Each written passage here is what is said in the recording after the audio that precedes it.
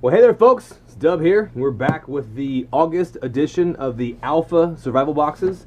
And the Alpha version is where you do get gear, seeds, food, and water. One of the reasons I like this one, I like that kind of diversity. It allows you kind of try out some different things and see what you like. They do have several other options, so if you're interested, go ahead and check it out yourself. That being said, let's just get into it, see what we got. All right. Got her opened up there. Knife away for safety. Here we go, and open up. Alright, so a ton of packing material in here. It's not a bad thing. I'm going to toss off to the side. This stuff does actually make amazing fire tinder. I mean, you got plenty here if you were interested. And we'll get some more of this stuff out of here. Alright, so normally it seems that you know, the water and such is down towards the bottom, but I guess this time it's up towards the top, which is fine by me. I don't really have a kind of way I do this other than I don't really read the preview card. So I'll hold that up there if anybody's interested in checking out the other box styles they have or what's in this and the values they have. One thing I do like is they give you kind of a retail value and then an Amazon value. So it's a little bit more realistic because let's be honest, we all do a little shopping online. So check that out if you need to. All right, moving along. So we've got 4 packs of the water here from Mainstay. There's 2 brands I've noticed that do the most is Mayday and Mainstay. Haven't yet opened these up and tried it myself because I haven't had an emergency situation, but maybe I should just try it out and just kind of see how those things taste and if it would actually work out.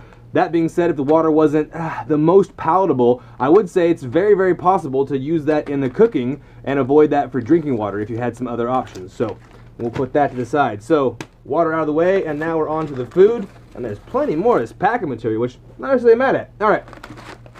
So Mountain House, of the stuff that I've tried, this is one of my favorite brands. I can always try some more than happy to, but this one, it seems to be just one of those brands that has good options. The flavors are good. It doesn't seem to be overly salted and those kind of things. Sometimes when you have something that has noodles in it, they can be a little more al dente, kind of hard. I've always had good success with these, so it could just be luck. But this one is noodles and chicken, which that does sound delicious. So we'll take a look here. I'll hold the nutrient bit up there so everybody can take a look at the nutrient facts there and take a look. So real quick, it says serving size is 1 cup and there's about 2.5 servings per. Calories are 220 and 45 of that is from fat, so pretty low fat, honestly. 8%. Let's see here. Protein is 10 grams, and we've had requests for sugars before, so only 3 grams of sugars. So those folks that have, you know, any kind of a sugar issue, not a ton in here. One thing I like about these is that you can pour right into the pouch. You don't have to make this another container. You can heat up water and put it in there, eat it right from the container. It makes what you have to carry much lighter, and it's pretty good about making waste. So I like that a lot. All right, chicken, or noodles and chicken. Okay, we got the Gerber Bear Grylls Survival. It's a sharpening tool here, and you might have your own opinions about Bear Grylls. I think he's entertaining. We'll just say that. I've always enjoyed Gerber products, so we'll see if the combo here actually works out into something that actually works out.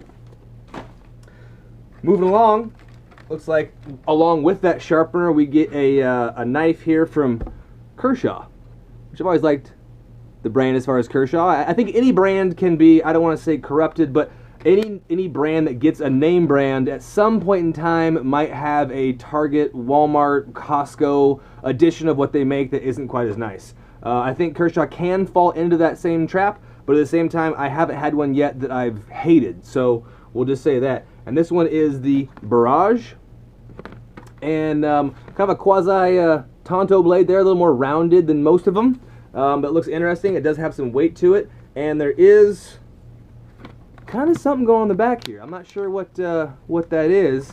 Maybe we should just open this bad dog up and see what's going on. Let's see if I can get this thing open and if there's any kind of interesting tricks to what we have here. So we'll tear the packaging. There's a bunch of information on the packaging that I may have just destroyed, but I want to show you folks what is going on with this particular one. If I can get it open. At least it's not as bad as some of that plastic when you buy a new pair of scissors. You need scissors to open your own scissors. Alright, there we go. We did that without hurting ourselves. That's always a plus. So we got the little tip cover there, obviously. We'll pull that off. The blade itself isn't terribly long, you know, especially compared to the handle. but it looks like there's something going on here, and I guess not. Now that we look in there, I mean, it's pinned in there. It's part of it. That part doesn't come out, so that just must be. I'm guessing that's kind of like a pry bar / window brake. So if you need to get under something, you know, I don't know who opens crates anymore. You know what I mean? But if you needed to, you'd have something that would be helpful. One side of it doesn't have any kind of scales on it at all, and this side does have some kind of a black plastic. I'm not sure what it is exactly. It's not super high end, but I don't mind the knife. The steel, I'm guessing it's steel. Let's see what it say here. Oh, we got it here. There's the info. Right there. It's a bit, I don't want to call it pot metal. That's not right. Not terribly sharp. It does say it is made in China, so who knows on the quality of that one. We'll have to see as time tells. If something happens with it, I'll let you folks know. Hopefully the Bear Grylls sharpening kit will help get a little edge on that. We'll see. Alright, moving along. So we got another thing here from Mountain House, and this looks more like something you'd get in kind of like a military or civilian style emergency ration. This is granola with milk and blueberries, dehydrated. So got no problem with that. That sounds delicious. Might have just to try that out just to try it out. But again, nutrition facts. We'll hold that up. Give you a shot at that. But it does say, let's see, 240 calories. The serving size is 1 pouch, so all this is the 1 serving. 80 of that is from fat. We're looking at 18 grams of protein, and sugars is 14 grams. So obviously with, you know, berries and granola, you're going to have a little higher sugar content. But sounds tasty. I'll try it out here pretty soon. Okay, moving along. We have some Lansky Honing Oil. So we could, well, I guess you could put some on there. There's not a lot of surface area to put some oil on, maybe on the blade, but if you have a different kind of a stone you want to use, this can be really helpful in reducing the drag and actually be more effective with sharpening the blade and getting that hone that you want. So this is Nathan's Natural Honing Oil for bench stones and sharpening systems. Have to give it a whirl. Moving along here. Okay, so maybe this was the combination we were supposed to put together. Here you have the Back Pocket Dual Grip Tool Sharpener. This is by Marbles. It's both coarse and medium grit. So if you get a ding in the blade, you know, you can tune that up, and then maybe you could do a little more fine tuning with something like that, or maybe even a better item. Let's see, anything else? It's versatile dual grip. Make sure you have secure in a vise. So yeah, maybe it's just basically a stone. As you can see there, it's dual color, and that kind of has to do with the grit itself. We'll have to try it out and see how it goes. It does have an interesting kind of a puck bevel to it here. I'm not sure if that's supposed to be, you know, how to use that. So I'll have to look into it and see if there's something special to that, or if that's just their own design. I would say that it says back pocket, but I don't know if I'm going to carry that around daily, you know? All right.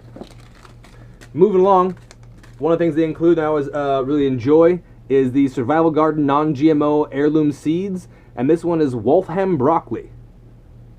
Broccoli's awesome in multiple ways. You can either eat it, you know, raw or cook it up.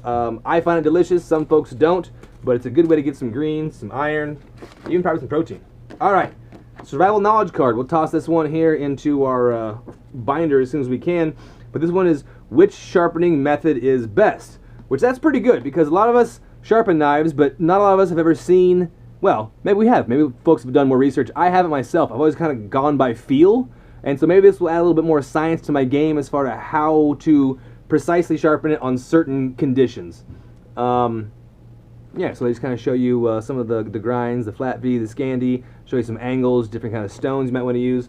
On the backhand side, this is the standard ways to sharpen a knife, which I probably fall more into this category. I usually tune up my knife. I'm not out there trying to cut the most precise slits in paper. I'm just trying to get it to a knife that does its job appropriately. So maybe I could up my knife sharpening game with reviewing this card here.